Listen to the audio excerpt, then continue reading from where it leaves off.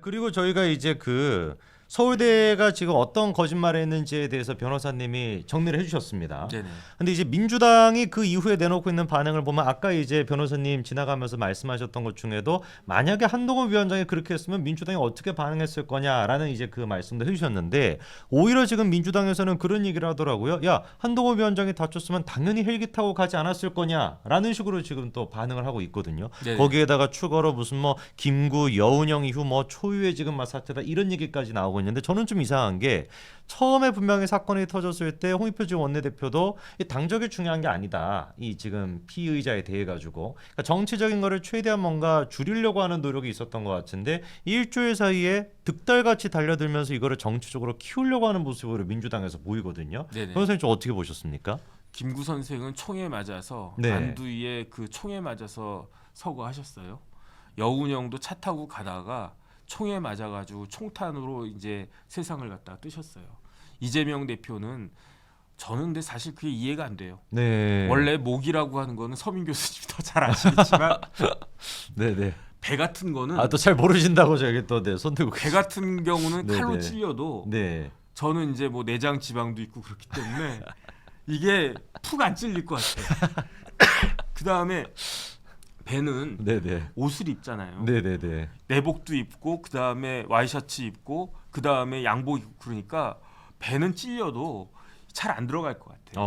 목은 아무것도 없어요. 그렇죠. 목에 내장 지방 있습니까? 목에 내장 지방 있으면 심각한 거예요. 그렇죠. 그렇죠. 목에다가 뭐 저는 이제 지금 목도리 하고 기침이 있으니까. 나니까 목도리라도 네네. 두르지. 네네. 여기 목 진짜 매끈매끈하잖아요. 그러니까요. 바로 가죠. 네. 그 다음에 그렇기 때문에 박근혜 전 대통령 같은 경우에 또 끔찍한 이야기이긴 한데 네. 그냥 커터칼이었어요. 문방구에서 연필 깎는 칼. 아, 네네. 그런 걸로 이렇게 쓱 걷는데도 11cm 나왔다고. 근데 이재명 대표를 피습한 57년 김 씨는 네. 그 뭐야 등산용 칼인가 뭔가 네, 자기가 뭐 개조했다라고 그 하는 흉기를 등산용. 갖다가 네. 했는데 야 어떻게 찔렀길래 1cm만 딱 들어가게 막았을까? 저는 그게 사실은 의학적으로 가능한가? 이게 이제 뭐 현실적으로 그게 가능한가?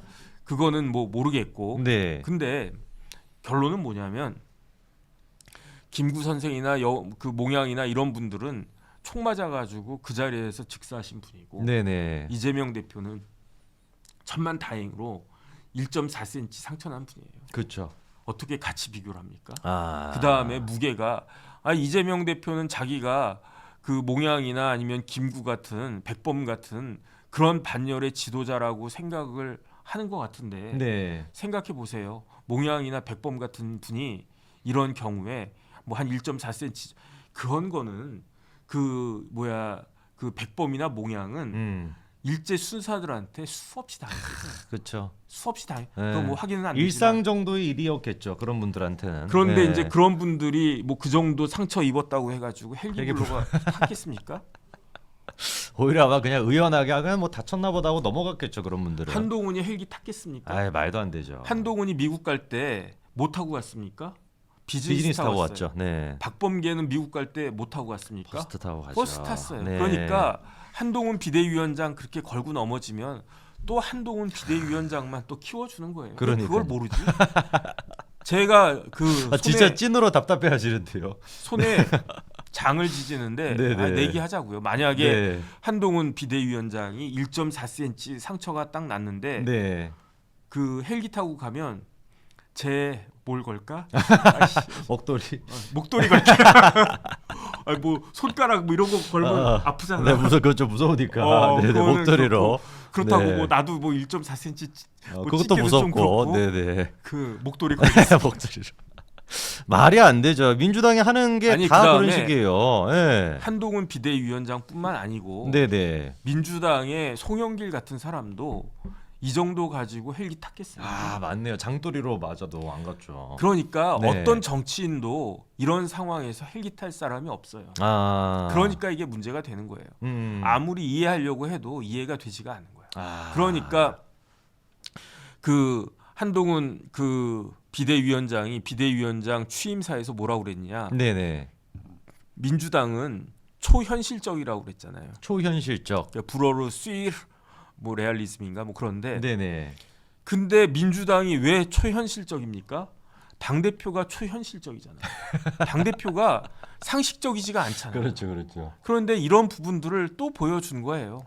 그런데 그런 당 대표를 쉴드 치려고 민주당에서 지금 저러고 있는데 김구 얘기하고 있고 힘들겠다 생각이 들고요. 그 다음에 이제 어제 방송에 나가가지고 이렇게 뭐 또 이제 이 이야기 하지 않았겠습니까? 네. 어제 이제 민주당 쪽 패널이 의사 선생님들 욕하더라고요.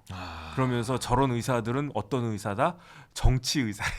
그래가지고 미치겠다 정말. 그 이야기를 딱 듣고 참 딱하다. 뭐 애쓰고 있다 그 생각은 드는데 그러니까 이것이 민주당이다. 멍청아 뭐 이런 이야기 들리는 거고. 네. 그러니까 민주당이 초현실적이다. 그 원인은 가장 큰 원인은 하나밖에 없어요. 뭐냐면은 당 대표. 그다음에 사실은 여권도 마찬가지예요. 국민의힘 당 대표가 김기현 대표였으면 어땠을까? 뭐 대충 그림 나오잖아요. 그렇죠. 그다음에 뭐 지금 새로 뭐 개혁신당인가 거기 당 대표 누가 되겠습니까? 이준석이 되겠죠. 뭐 그럼 뭐 대충 뭐 견적이 나오겠지. 이낙연 대표가 만든 당 뭐 어떻겠습니까? 뭐 이러이러하겠지. 그런 거예요.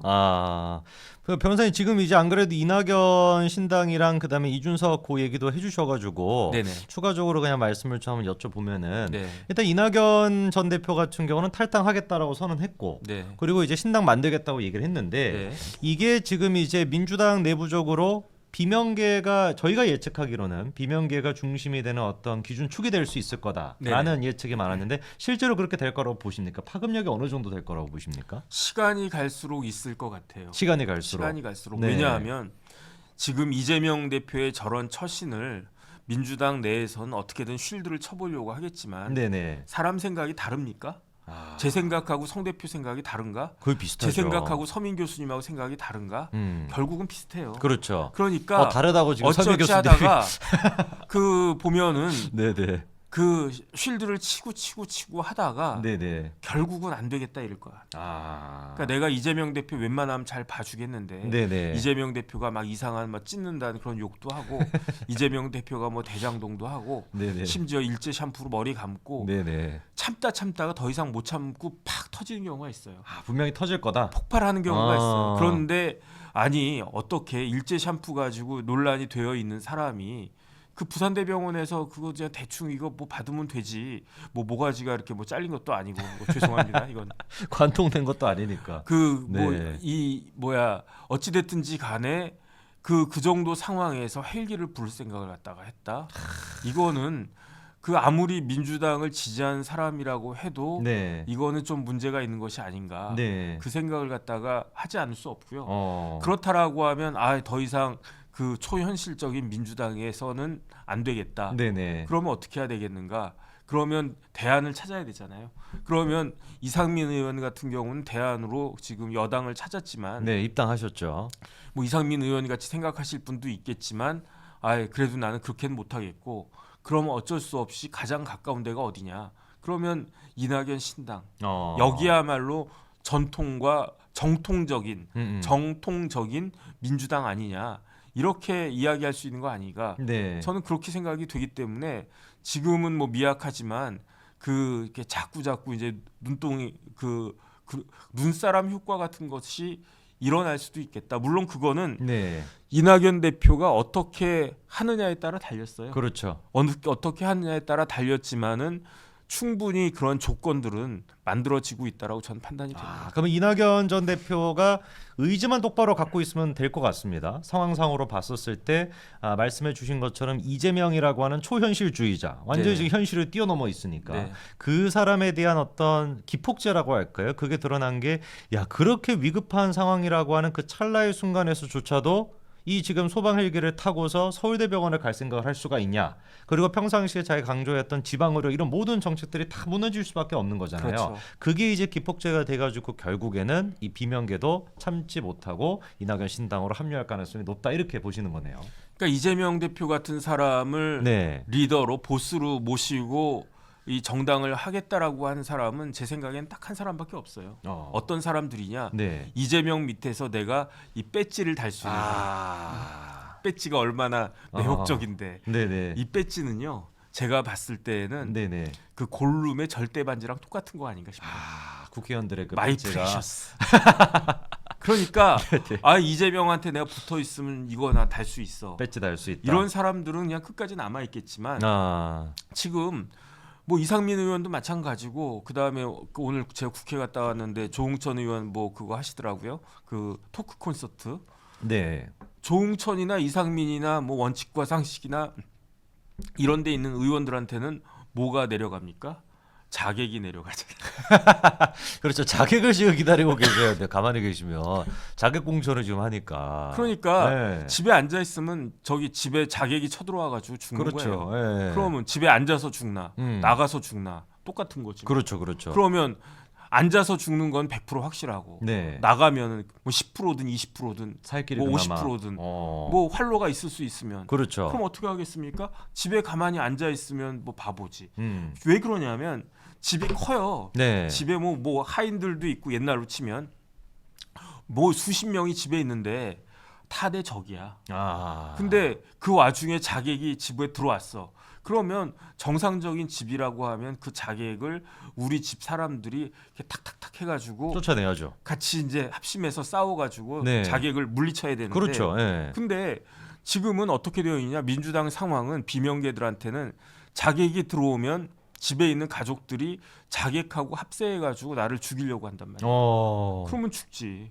자객 하나를 갖다 상대하기도 만만치 않은데 그 가족들이 집에 있는 사람들이 다 합세하면 그거는 승산이 없어요. 그렇죠. 가만히 있으면 승산이 없죠. 그러면 이제 집 밖으로 나가야지. 그렇죠. 집 밖으로 나와도 자객은 오겠지. 그럼 자객하고 나하고 1대1로 다이다이 붙는 거예요. 그러면 승산이 없겠습니까? 조금이 있죠. 뭐 내가 자객이 얼마나 싸움 잘 또 자객 중에 좀 멍청한 애들도 있지 않습니까?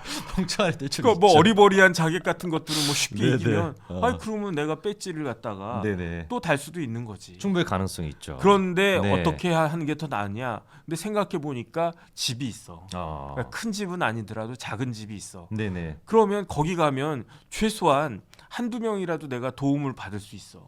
그러면 저 같으면 그 집에 들어가겠어요. 그렇죠. 작은 네. 집이라도 들어가는 게 네네. 낫죠.